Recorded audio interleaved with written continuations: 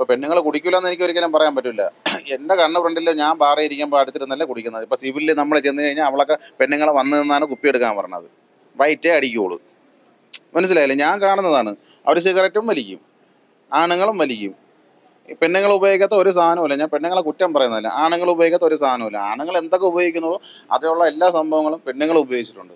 അത് ബോയ്സിന് മാത്രം പറ്റിയ പടമൊന്നുമല്ല. അതായത് ഞാൻ പറഞ്ഞില്ലേ, കല്യാണം കഴിയാത്ത പയ്യന്മാരും കല്യാണം കഴിച്ചിട്ട് ഇപ്പം പുതിയതായിട്ട് കല്യാണം കഴിച്ച് വരുന്ന പയ്യന്മാരും. കാര്യം ഒരു പെണ്ണിൻ്റെ ചിലപ്പോൾ ഒരുപാട് പ്രണയം ഉണ്ടാവാം. അതേപോലെ ആണുങ്ങൾക്ക് പ്രണയമാണ്. അതായത് ആണുങ്ങളും ഇഷ്ടം പോലെ സ്നേഹിക്കുന്നുണ്ട്. 4-5 പെണ്ണുങ്ങളെ പ്രേമിക്കുന്നുണ്ട്. പെണ്ണുങ്ങളും ഇങ്ങനെ 3-4 പയ്യന്മാരെ ഇങ്ങനെ മാറി തിരിഞ്ഞ് പ്രേമിക്കുന്നുണ്ട്.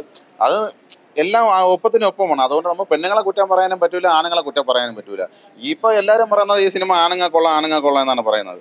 അങ്ങനെയൊന്നുമല്ല. കാര്യം ഈ ഒരു സിനിമ നമുക്ക് കാണുമ്പോൾ എന്ന് വെച്ച് കഴിഞ്ഞാൽ, ഇപ്പം ഉദാഹരണത്തിന് ജാസി എന്ന് പറയുന്നത് മറ്റേ പുള്ളിയുണ്ടല്ലോ, ഒരു ഇപ്പോൾ ആണായിരുന്നു പെണ്ണായിട്ട് നടക്കണം എന്ന് പറഞ്ഞില്ലേ. അവർക്ക് ഇഷ്ടം എന്ന് പറയുന്നത്, അവർക്ക് സ്ത്രീയോടല്ല ഇഷ്ടം, അവർക്ക് ആണിനോടാണ് ഇഷ്ടം. ഒരു ആണിനോടാണ് ഇഷ്ടം.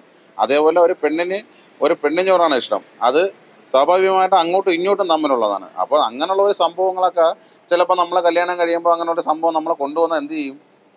ആർക്കെങ്കിലും സഹിക്കാൻ പറ്റുമോ?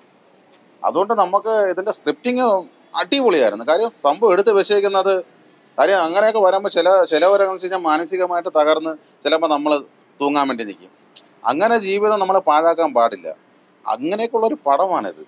കാര്യം ഈ ഒരു പടം എന്ന് പറയുന്നത് ഒരുപാട് പയ്യന്മാരുടെ ജീവിതങ്ങൾ, അതായത് ഒരുപാട് പയ്യന്മാരുടെ സൂയിസൈഡ് ചെയ്തായിരിക്കുന്ന പയ്യന്മാർക്കൊരു പ്രചോദനമാണ് ഈ പടം എന്ന് പറയുന്നത്. കാര്യം അങ്ങനെ ചെയ്യേണ്ട കാര്യമില്ല. ഒരു പെണ്ണല്ല, ഇഷ്ടം പോലെ പെണ്ണുണ്ട് നമ്മുടെ ഈ കേരളത്തിലല്ല, എല്ലാ സ്ഥലത്തും ഇഷ്ടം പോലെ പെണ്ണുണ്ട്.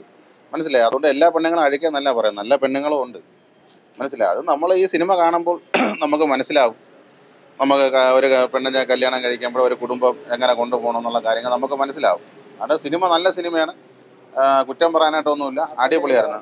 ആസിഫ് അലി അടിപൊളി അഭിനയമായിരുന്നു. എനിക്ക് ഭയങ്കര ഇഷ്ടപ്പെട്ടു. അടിപൊളിയായിരുന്നു.